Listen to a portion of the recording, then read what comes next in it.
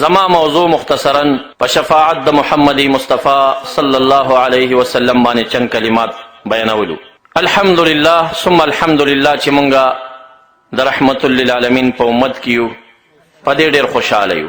او دا هغه غیور او شاندار پیغمبر دی چې الله رب الجلال ټول انبیاء علیهم السلام ته یوه داسې دعا ورکړې وه چې ضرور به یې قبلوله، او هغه ټول انبیاء علیهم السلام هغه دعوات دنیا کې په څه مقاصدو ختم کړل. او رحمت للعالمین مبارک څه فرمایي؟ انی اختبأتها شفاعة لامتی، هغه یوه دعا ما د خپل امت د شفاعت دپاره پټه وساتله. څومره تکالیف دنیوي په ځان تیر کړله، خو هغه یوه دعا یې پټه ساتلې چې بیا ورځ د قیامت کې د امتیانو شفاعت ورباندې وکړي. په شام کې یوسف ابن اسماعیل نبهاني رحمه الله دا حکایت راخلي. په شام کې یو بادشاه ظالم، هغه یو کس ونیو بندي که، چې بندي که او بیا د هغه نه هغې زمانې سره 2 لکه درهم وغوښتل چې دا د په وس کې پوره نه و. او بادشاه ورته وویل چې دا روپۍ رانه وړې پرېږدم دی نه، به دلته به مړ شي په جیلخانه کې. قید یې دومره سخت نه و. د کلي یو سړی حج ته روان دی، دته ملاقات ته جیل ته راغی. وی دعا کوه حج ته ځم. هغه ورته وی زما یو مشکل به پوره نه کړي. وي څه؟ وی یو چیټۍ در کومه، او چې کله روضې مبارکې ته لاړې نو د جنګله کې ور وغورځوه. وی وبکمه ا چیټۍ؟ وی خدا به ګورې نه ګورې. بس ا چیټۍ یې قط کړه، حج یې وکړه. چې مدینې منورې ته راغی نو دا چیټۍ ور غورځولی نه شو. د جنګله کې یو داسې کونډه شان وه، دا چیټۍ یې وشلوله او په دې کونډه کې یې واچوله. لږې ورځې چې تېرې شوې د حاجیانو دا ټیم چې ختم شه، بادشاه وخت ته د ایران او د فارس نه یو تجار راغی. بادشاه ته وایي ستا جیلخانه کې په دې نوم یو سړی شته دی؟ وی یاو. وی دا دې ولې بندي کړی، ولې نه خوشي کوې؟ وی نه 2 لکه درهم غواړم. وی که دا درهم زه درکړم نو بیا به یې خوشي کړي؟ وی یاو. وی ښه ورشه جیلخانې ته، ته به یې پېژنې ریوله. فارسي تجار ورته وایي زه خو یې پېژنم نه. وی نو نوم درته څنګه معلوم دی؟ وی نوم معلوم دی خو په شکل یې نه پېژنم. عجیبه ده 2 لکه درهم قربانۍ او سړی نه پېژني. بادشاه وی دې کې ستا کار نشته، 2 لکه روپۍ واخله او شرطه او پولیس دې ولېږه دا مجرم راوله. هغه یې راوسته، بادشاه ته یې روپۍ ورکړې او د لاس نه یې راونیو، بار یې راوایسته. وی کور دې چېرته دی؟ فلاني ځای کې. زه کور ته زه درنه لاړمه، زه فارس ته روان یم. دی ورته سوال کوي ما سره کور ته لاړ شه، ډېر لوی احسان دې کړی دی. وی نه کور ته نه ځمه د سره. وی ښه د الله خاطر وکړه، ما خو پوی که نو ته کوم ځای نه رالی او چا راولېږلې؟ وی دومره عاجز او په دې خاورو کېناست ورسره. حکایت ورته کوي چې زه حج ته لاړم، بیا مدینې منورې ته رالم، روضې مبارکې سره ناست ومه، ما ته د رسول الله مبارک د هغه زمانې مسکنت او غریبي او فقیري مخې ته ودرېده. ما ډېر زیات وژړل، محبت را باندې غالبه شو. او بیا دې ژړا دې حال کې په ما یو حال راغی. ما وویل چې یا الله، یا به دې داسې کړی وی چې زه به دې هغه زمانه کې پیدا کړی وی او دومره مالداره به وی چې ما د خپل مال قربان کړی وی د رسول الله مبارک. او چې یا الله دا خوش قسمتي دې را نه کړه، هغه وخت دې پیدا نه کړم. نو یا الله بیا د رسول الله مبارک چې په دې وخت کې څه ته ضرورت وي، نو زما په دې سرمایه او په دې پیسو باندې داسې یو کار رانه واخله چې په هغې د رسول الله مبارکه مشکل پوره شي او د هغه زړګی پې خوشحاله شي. وی چې څنګه مې دا خبره وکړه، زه ژړا نیولې وم، سترګې مې پټې وې، ژړل مې. وی یو چیټۍ د جنګلې څه ناست وم، د جنګلې نه چیټۍ راله زما د لمن کې را پرېوت. وی چې دا چیټۍ مې اوچته کړه، په هغې کې لیکلی شوي چې زه فلانی د فلاني زوی د شام په فلاني جیل کې باچا نیولی یم، بندي یم. او زما یا رسول الله هېڅ چاره مې نوره نشته دی، او دا چیټۍ درخواست مې تاسو ته کړی دی، زما څه غم وخورئ، ما دې جیل نه خلاص کړئ. دا چیټۍ چې زما لمن کې پرېوته وی، زه پوه شوم چې ما خو دعا دا کړې وه چې یا الله داسې خدمت زما په پیسو رانه واخله چې د مبارک زړه خوشحاله شي. بس وی د هغه ځای نه راپاڅېدم، شام ته رالم، کور ته نه یم تلی، او بادشاه ته ورغلم او ستا نوم مې ورته واخېست. او بادشاه ما ته وي ته یې څه پېژنې؟ ما یې پېژنم یې نه، خو نوم یې پېژنم. تا په چټۍ کې خپل نوم لیکلی. 2 لکه درهم مې بادشاه ته ورکړه، ته مې اخلاص کړې.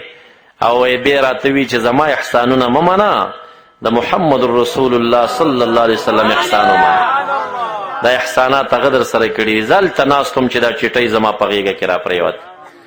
د انبیاو داسې مدد وي. ګورې ښه داسې مدد نه وي چې هغه قبر نه راوځي او تا سره هغه وری باری. داسې مقصد نه دی. دا شان د هغه معجزه وي یا د اولیاو کرامات وي. دا محض ذریعه او سبب وګرځېږي. په حقیقت کې مؤمن حقیقي خالق لا یزال دی، الله رب ذوالجلال دی. دا د برزخ شفاعت. دریم شفاعت دا په ورځ د قیامت کې چې الله رب ذوالجلال په قهر او په جلال وي، عبادو سره خبرې نه کوي او حساب نه شروع کوي. او بیا تاسو د علماو نه بار بار اورېدلي دي چې خلک آدم علیه السلام ته لاړ شي، هغه نوح علیه السلام ته معرفي کړي، هغه ابراهیم علیه السلام، هغه موسی علیه السلام ته ولېږي، هغه عیسی علیه السلام ته ولېږي، هغه محمد رسول الله صلی الله علیه وسلم ته راولېږي. بخاری شریف بار بار دا حدیث مذکور دی، مسلم شریف کی مذکور دی. رسول الله مبارک به فرمای انا لذالک، دا زما کار دی. بیا به په سجده باندې پریوزي. مختلف روایات دي، مختلف الفاظ دي، خو نچوړي هم دغه جوړیږي چې څلور حصو کې په یوه سجده باندې یوه حصه ورته معاف کیږي، په دویمه نصفه معاف کیږي، په دریمه باندې ثلثان معاف کیږي، په څلورمه باندې د چا په زړه کې چې د غوښ د دانې عمر ایمان هغه ټول معاف کیږي ورته، او په عبادو کې حسابیانې شروع کیږي. دا شفاعت اولیاء نشي کولی، یو نبی نشي کولی. دا خصوصیت د محمد رسول الله صلی الله علیه وسلم. څلورم شفاعت چې امام جلال الدین سیوطی رحمه الله په البدور السافره کې بیان کړی چې هغې کې خصوصیت د محبوب دی، بل چاته نشته. هغه شفاعت هغه رفع الموازین بعد خفت حال بعض الناس بشفاعت المصطفى صلی الله علیه وسلم. حسابي به د یو امتي په حق کې وشي، د اعمالو موافق به ټول د اعمالو کې د ده نیکۍ تله سپکه وخیږي، په ده باندې به فیصله د جهنم د اړخ وشي. خو دا هر جنتي او جهنمي آدم علیه السلام یو ځای کې به ناست وي، د ده مخې ته به تېرېږي، د رحمت فرشتو به نیولي وي، دا نیکبخته دی جنت په خوا یې بوځي، دی به خوشحاله وي. بل امتي به پرې راشي وي، دا بدبخته دی جهنم په خوا به یې بوځي، خو دی به یې ګوري. دې کې به یو راولي، هغه باندې به آثار او نښې د امتي د محمد عربي ښکاروي. آثار او نښې څه شی دي؟ د اوداسه د اندامونه به سپین پړقېږي، غره محجل، مخ به یې تک سپین وي، لاس او خپې به یې پړقېږي، داسې رڼا به کوي. دا بل امتي ته نشته. دا خصوصیت د دې امتیانو زمونږ او ستاسې دی. د دې اندامونو د رڼا نه به یې وپېژني. نو آدم علیه السلام به یوه چغه ووهي، وا محمدا وا محمدا. مقام محمود کې به رسول الله مبارک تشریف فرماوي. البدور السافره فی بیان احوال الموتى و امور الاخره کې امام جلال الدین سیوطی رحمه الله دا روایت ذکر کوي چې رسول الله مبارک فرمایي زه به په منډه راشمه، خپل نیکه آدم علیه السلام ته به وایم څه خدمت دی، هغه به ما ته اشاره وکړي چې ستا امتي د عذاب فرشتو د جهنم صف ته روان کړی دی، زه به ورکوش شمه. فرشتګانو ته به ووایم زما د امتي راکئ ما ته. فرشتې به عرض کوي یا رسول الله په ده فیصله شوې ده، د ده اعمال کمزوري دي، دا به د جهنم په خوا بوتلی کېږي. دیزی کې رسول الله مبارک شفاعت کوي او یو عجیبه انداز د شفاعت بیان شوی په حدیث کې. وایي په دې چپ لاس به دا خپله ګیره داسې ونیسم، دا ښی لاس به داسې اوږد کمه، د عرش په طرف به مخ کموم، یا الله تا ما سره وعده کړې وه چې لسوف یعطیک ربک فترضا، د امت به دومره بخشش درته درکمه چې څومره ته پرې راضي کېږې. زما دا امتي چې جهنم ته ځي زه په دې خفه یم، یا الله دا امتي ما ته راکه. آواز به وشي فرشتو ته محمد مصطفی مه خفه کوئ، امتي ورته ورکئ. رسول الله مبارک چې امتي ترې را روانئ، فرشتې به ورته سوال کوي یا رسول الله اتول د میزان سره چې کومه مشره فرشته ناسته ده هغه ځای پورې خو مونږ سره لږ لاړ شه. هغه بیا مونږ نه پوښتنه کوي چې مونږ تاسو ته یو سړی سپارلی او سم وکړه، لږ د هغې فرشتې د سوال جواب نه مونږ خلاص کا. دا فرشتي دغه امتی او محمد عربي ټول برا روان شي. هغه فرشتي ته به وایي دا اعمال وتله. هغه عرض کوي یا رسول الله اوس مې وتلل، د ده اعمال نشته دی، د ده فیصله د چپ اړخ د جهنم په اړخ باندې شوې ده، اوس مې ورته اعمال تللی دي. رسول الله مبارک ورته فرمایي دا ټول د میزان د سر نه وکوس. دی ولاړ به او دا امتي باندې به یره وي. هغه په سترګو کتلی چې اعمال یې کم دي، د نیکۍ تله سپکه ده، په ده به یره وي. او چې کله دا اعمال تللی کېږي او په دې امتي خوف زده او یره ورباندې وي، رسول الله مبارک صلی الله علیه وسلم به د خپلې بډې نه یو چټۍ راوباسي او دا به د نیکۍ په دې ټول کې واچي چې وایي چې دا به دومره وزنداره وي چې د بدۍ دا تله به په سرعت باندې اوچته شي فتواشت، او د نیکۍ به یې داسې په تیزۍ باندې ښکته لاړه شي. لکه ټول د تله کې چې په یو خوا باندې من کاڼی کېدی او په بل کې چټاک کېدی، څنګه تیزې داسې ښکته لاړه شي، داسې په سرعت باندې به چې دی دا نیکۍ تله درنه شي. د رحمت فرشتو ته به اعلان وشي چې راشئ دا سړی نیک بخته دی، ښه اړخ ته یې بوځئ، جنت ته یې بوځئ. چې کله یې را روان کي او دا فرشتي روانئ، دا امتي به د فرشتو ته وایي لږ صبر وکئ، دا شخصیت ما ونه پېژنده، ما سره ډېر لوی احسان کړی دی، زه د جهنم د صف نه رایستلی ما چې زه خو ترې تپوس وکړم ته څوک یې، را به شي تاسو څوک یې چې ما سره دومره احسان کړی دی. مبارک فرمایي زه به ورته ووایم انا نبیک محمد صلی الله علیه وسلم، زه ستا پیغمبر یم، زه محمد یم صلی الله علیه وسلم. وی تا خو ما سره ډېر لوی احسان وکړه. وی امتي ته پوهېږي دا چټۍ کې څه لیکل شوي؟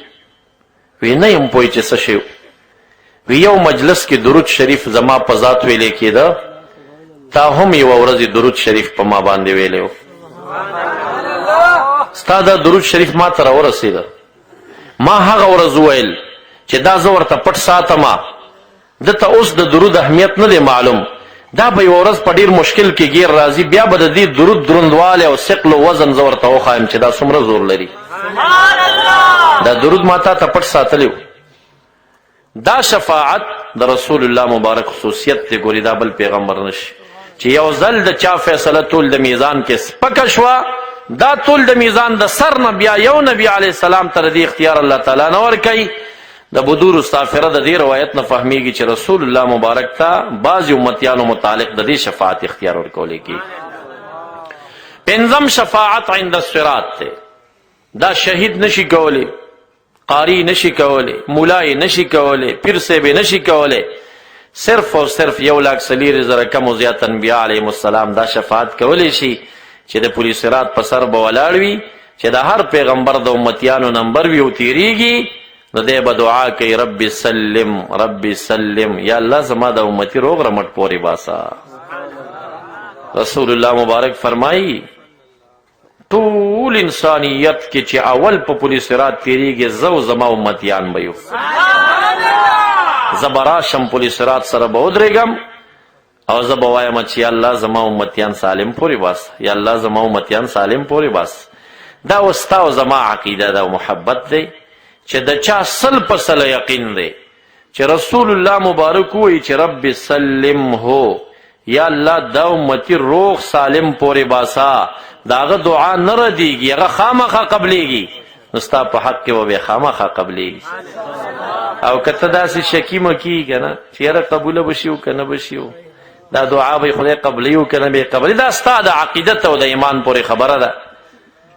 دا د هر امتي باره کې هر پیغمبر به دا دعا غواړي چې الله زما امت سالم بوس. خو د انبیاو نه سوا بل څوک یې نشي ښه. هلته به پل صراط باندې هر امتیم رب سلم وایي، خو د هغې معنا دا ده چې رب سلمني، یا الله ما سالم پورې باسه، نو هغې ته دعا ویل کېږي، یا به هر امتي کوي.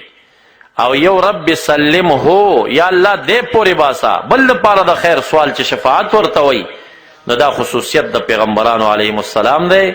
په دغې ځایونو کې بل څوک بیا د چا پروا نه کوي. ګورې ښه استاد د شاګرد پروا ګورې پل صراط کې نه کوي درته چې ته دا به ما ته ولاړي ورېږه استاد جي دی که نه، امام صاحب زما دی نو بیا هلته پولیس رات کې ما ته لاس راکړي. نه نه دیزي کې څوک د چا پروا نه کوي. ګورې او دا شانته چې کوم دی شهیدان چې شفاعت کوي دلته نشي کولی. ګورې قاریان شفاعت کوي دلته نشي کولی. دا شفاعت خصوصیت د پیغمبرانو دی علیهم السلام، انبیاء علیهم السلام به کوي.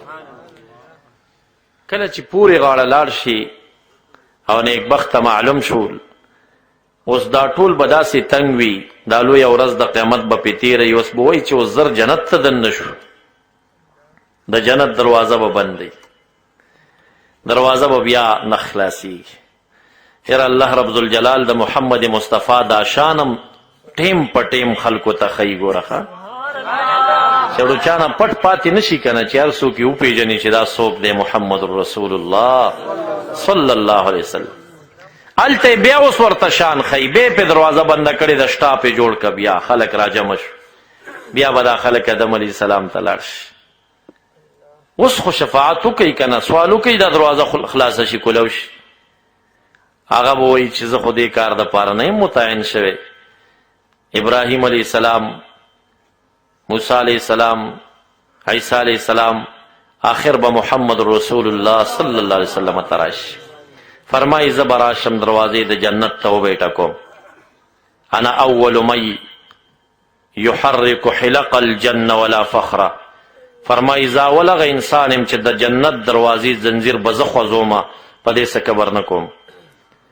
دربانچي به آواز کوي، دروازه کې څوک ولاړ دی؟ مبارک به فرمایي انا محمد صلی الله علیه وسلم. صبر وکړئ دروازه کولاوم. خالق لا یزال امر ماته کړی چې تر څو محمدي مصطفی را نشي دروازه چاته کولاونه کړي. زه مامور په دې یم چې دا دروازه به تاسو ته کولاوم. بیا ورته دروازه کولاو شي. نو بیا هغه داسې د جنت دا درشلو په منځ کې فاصله تاسو ته معلومه ده.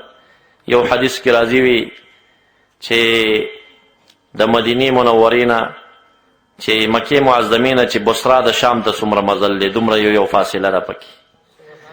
او یو کې چې کوم دی صنعا د یمن یادېږي چې هغې ته څومره مزل دی، یعنې کافي پراخه ده. خو دومره مخلوق به وي، مبارک فرمایي چې کله پې دننه کېږي که نه، دومره په ټیل به ور روان وي چې قریب ده چې دا اوږې وخیجي سره، دومره په رش به دا خلک ورننوځي. تنګ به وي، د حشر میدان به تنګ کړي وي، او سر سړی به زور کوي. دا سوچ به م ورسره وي چې بنګله رانه بل څوک ونه نیسي که نه. او هغه خو نه ورکېږي. صحابه عرض کوي یا رسول الله دا خپل ځای به پېژنو بیا پکې؟ وی دا دنیا کې چې خپله دروازه درنه نه خطا کېږي، دې نه به هلته ښه ماهر یې د خپل کور په پېژندو کې. خطایي پکې نشته وي، داسې ډایرکټ به ور روان یې، خپل هغه بنګلې ته به ور روان. انتظامات زیات دي. غټه جلسه کې ګډوډي هله راځي چې انتظام والا کمزوري که نه، هلته انتظام ډېر عجیبه برابر دی که نه.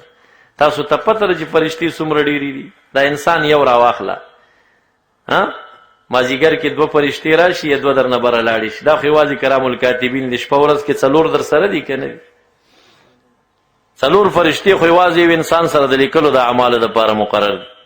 ما یعلم جنود ربک الا هو. د الله لښکرې د الله نه سوا بل څوک نه پېژني. دا ډېرې زیاتې دي، لوی لښکرې دي. د انتظام ډېر عجیبه دی هلته شوي دي. شپږ شفاعت، شوم شفاعت چې جنت ته ننوځي، او خو چې څنګه ننوځي نو په اوله تحفه کې به درته د مایي جګر ورید شوي څه حصه د هغې، نو دا به وخوړلی شي. خو چې دا دې وخوړه نو سباناري ټیم به راشي، نو بیا یو غټ غویی دی، دا غویی ورید شوی او پوخ شوی، په یو ټیم باندې به ټول جنتیان پې راټول شي او خوراک به د اطرافو د هغې نه کوي. دا به څومره غویی، یو غویی نه به ټول جنتیان خوراک کوي. نو چې ښه خپل ځایونو ته ورسېږي او په نعمتونو ماړه شي که نه، نو چې سړی موړ شي نو بیا بل ته خیل شي، اوهو دا خو زما هغه صف کې چې افلانی را سره خو نشته جنت کې، زمونږ رشته دارانو کې افلانی نشته دی. بیا به نو متوجه شي، اوس تلاش چې وکړي به نه وي، او دا خو جهنم ته تلي. نو بیا چې الله تعالی سره دیدار کله کېږي نو دی به ورسره همدا لانجې کوي چې زما یو ملګری و، زما رشته دار و، هغه دې ولې نه دی راپرېښې دلته؟ دا لانجې مخاصمې به کوي. نوره مخاصمه نه ده، سپارش د شفاعت به کوي چې ما سره راپرېږده جنت ته. الله تعالی به دوی ته اعلان وکړي جنتیانو ته چې ځئ جهنم کې چې د چا رشته دار او خپلوان او انډیوالان پراته دي روی بس. دا اوم شفاعت د هر جنتی کار دی. ګورې ښه، د هر جنتی کوي بیا بس هر څوک به ځي او خپل رشته دار به راوباسي. په دا شفاعت د رسول الله مبارک څومره پراخه پیمانه لري. مبارک چې کله راورسېږي نو د جهنم مالک فرشتې ته به ووایي چې تا سره د جهنمیانو کم کتاب دی هغه کتاب راکه، دیوان چې کم نمونه پکې لیکل شوي. نو هغه کتاب به بس ګوري فلانه د فلانی زوی د چا امتی دی، د محمد مصطفی امتی دی. فرشتې ته به وایي دا خو وباسه نه، چې کم خپل امتی ګوري به تې وباسي. آخره پورې به دا ټول کتاب مطالعه کړي. مبارک به سوچ راشي چې هسې نه کم یو پاتې نه ایرانه، نو دا کتاب به بیا د سر نه شروع کوي. چې شروع کوي نو مالک د جهنم به ورته وایي یا رسول الله دوباره کتاب مه ګورئ، ما ته په یقین سره معلومه ده چې ستا یو امت یم جهنم کې نه دی پاتې شوی. دا ټول وتل ختم شو. او اتم شفاعت چې کوم دی رفع د درجاتو ده په داخل د جنت کې. جنت کې بازار دی. ابو هریره رضی الله تعالی عنہ سره شاګرد سعید بن مسیب مخخه کوي، نو دی ورته وایي زه الله تعالی دې زما ستا ملاقات د جنت په بازار کې وکړي. نو سعید بن مسیب ورته وایي ولې جنت کې بازار هم شته دی؟ نو ابو هریره صاحب ورته وایي کښېنه که نه چې حدیث درته بیان کړم. جنت کې بازار شته که نه؟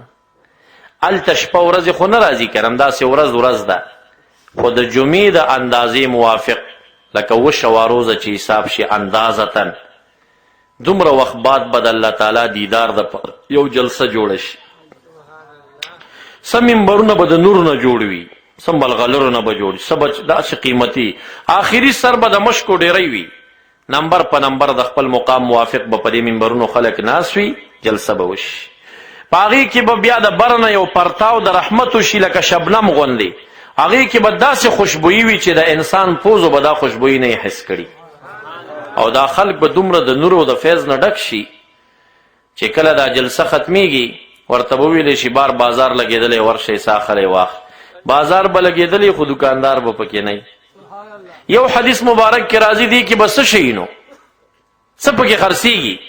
وی دی کې تصویرونه دي، دی کې د حورو د غلمانو تصویرونه دي، او دی کې چې کم دی نو نور تصویرونه دي.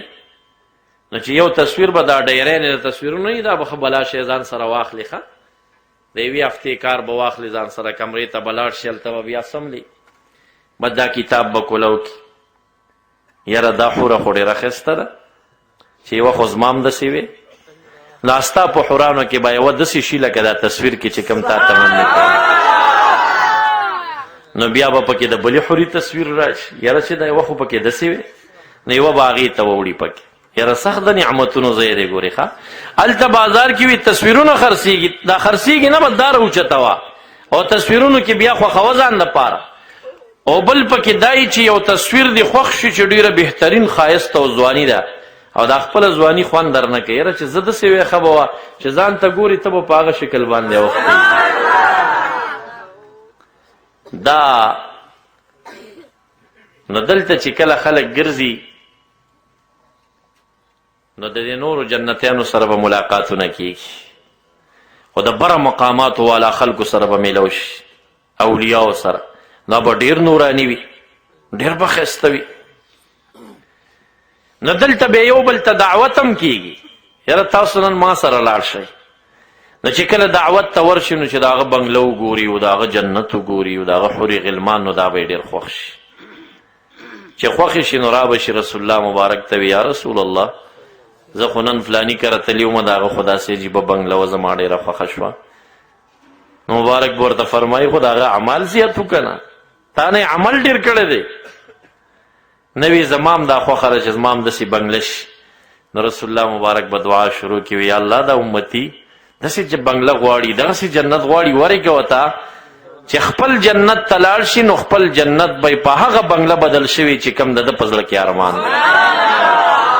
دا اتم شفاعت د رسول الله مبارک سره چې دعا چاته وکړي عمل خو یې کمزوري وي خو د مبارک په دعا باندې به الله تعالی ورته دا بهترینو خلکو هغه شفاعت جنت درته ورنصیب کړي. علماو څه نور اقسام هم دي کې بیان کړي دي. په دې شفاعتونو کې د دنیا شفاعت تم کولی شي ښه چې مسلمانی ته بل ته دعا کولی شي خو لږ دومره کوئ چې خپلې بړستن سره خپې غځوئ خپلې بړستن سره خپې غځوئ داسې دعا کوئ چې ته پوه شي چې دا سپارش زما د قبلېدو دی اوس داسې دعا کوئ که نه لکه اوس ته دعا غواړې چې یا الله بیماران د اهل اسلام ټولو ته شفا ورکړي نو دا خدای کله هم ستا دا دعا نه قبلوي تا خپلې بړستن نه خپې وغځولې ته دومره باتوري په دې وړه خوله باندې دا ټول بیماران ښه کوې په هسپتالونو کې دا ټول مسلمانان دا دعا غواړي که نه بیماران د اهل اسلام یا الله ټولو ته شفا ورکړي د چا په خوله شفا ورکړه ورته داسې مه کوه لږ څه ناڅه قید لګوه یا الله دې مجلس کې چې بیماران دي دوی ته شفا ورکړي داسې ووایه یا زمونږ کور کې یا د فلاني کور کې داسې یو یا دوه ځان ته ګوره چې د ژبه کې دې څومره زور درته ښکارېږي چې زما په خوله الله څو کسان ښه کوي که نه نو بیا هغه غواړه اوس چې ستا په خوله دوو ته شفا نه ورکوي او ته ټولو مسلمانانو ته نه ښه نو دا دعوه ده که نه یو غټه دې سره خیال کوه یوه خبره شته هغې ته هم خیال وي هغه کمال محبت دی کله کله ذوقا و محبتا بعضې روایات شته دي خو هغه مدار د شریعت نه ګرځېږي هر سړی په هغه مثابت بینوي مونږ ته میزان د شریعت دی مونږ به د هغې زندګۍ لاندې وخت تېرو یو نیم کس به د فرط محبت نه یو کار کړی وي هغه سره به هغسې معامله شوي وي خو هغه بې مدار د شریعت نه وي زموږ دپاره لکه یو روایت کې راځي یو سړی و هغه به وي چې یا الله د رسول الله مبارک ټول امتیان جنت ته بوځه او د دې ټولو امتیانو برخه عذاب ما ته راکه هغه چې مړ شو الله تعالی وبخلو وی تا د رسول الله مبارک امت سره محبت ښکاره کړی تا خپله قرباني ورکړې دی امت سره نو دا ګوري دا هغه فرط محبت نه دا عمل کړی دی دا کار یې کړی دی کله چې د الله خشیت کې کله سړي غالب شي یا محبت غالب شي بعضې کار صادر شي هغه مدار نه ګرځېږي اصول زموږ دپاره چې یو سړی دغې مقام کې نه وي هغه صرف ځان نه هغه جوړوي بیا موږ او تاسې به د خپل انداز موافق دعا غواړو چې هغه پوهېږي چې اوس ایمان الله قبلی نو دنیا کې شفاعت تم کولی شي خواص هم کولی شي او فرق لري نو د خواصو دعا به ډېره قبلوي زما ستا به لږه قبلېږي په قبر کې چې کم شفاعت دی پیغمبرانی کولی شي شهیدانی کولی شي قاریانی کولی شي او بعض علما صدیقین اولیاء داخلي پکې چې هغې کولی شي او ورځ د قیامت کې چې کله صفا خبرې هغه شفاعت او الله تعالی چې کوم دی په غضب باندې وي او حسابي نه شروع کوي او مبارک سر په سجده دی دا شفاعت مخصوص دی د ذات المصطفی صلی الله علیه وسلم ورځ د قیامت کې چې ټول د میزان د چا سپک شوي مبارک دعا کوي هغه بیا درنیږي یا چټۍ ورکړي یا چې دا مخصوص دی بذات المصطفی صلی الله علیه وسلم او دا شان پولی صراط سره چې کم شفاعت کیږي دا مختص دی تر پیغمبرانو علیهم السلام د انبیا علیهم السلام نه سوا بل څوک دا شفاعت نشي کولی دروازه د جنت چې کم سپارش غواړي او شفاعت غواړي هغه مخصوص دی تر ذات المصطفی علیه السلام د مبارک نه سوا بل څوک نشي کولی داخل د جنت کې چې بیا جهنمیان د جهنم نه پیرو باسو په شفاعت دا د هر جنتی کار دی خدا هر چا خپل انداز به معلوم یو د رسول الله مبارک د شفاعت پیمانه به پکې غټه وي او داخل د جنت کې هغه د اوچت مقام والا مقام بدلیدل چې خپل جنت دی په هغې باندې واوړي رفع درجات راشي بدون عمل په شفاعت باندې نو دا مخصوص دی بذات المصطفی صلی الله علیه وسلم نچوړ زما د بیان موضوع د شفاعت و د هغې اقسام بیانولو او په هغې کې اوس چې کوم وهابیان دي نو وهابیان د برزخ شفاعت نه مني قیامت په ورځ باندې د اول شفاعت مني د هغې نه بعد چې دا رفع درجاتو پکې راځي دا شفاعت نه مني داخل د جنت کې چې رفع د درجاتو دا دغه شفاعت نه مني درې څلور قسمه د شفاعت د انواعو نه منکر دي ټول په ټوله شفاعت نه چا هم انکار نه دی کړی هغې کې خو نصوص موجود دي صریحه هغې نه څوک انکار کولی شي کتابونه چې لیکي چې معتزله انکار د شفاعت نه کړی دا د دې بعضې انواعو نه انکار کوي او هغه دې زمانه کې هم داسې خلک شته دی چې د بعضې انواعو د شفاعت نه انکار کوي الله تعالی دې مونږ ته د رسول الله مبارک شفاعت نصیبه وګرځوي وما علی الا البلاغ واخر دعوانا الحمد لله رب العالمین. درود شریف ولولئ.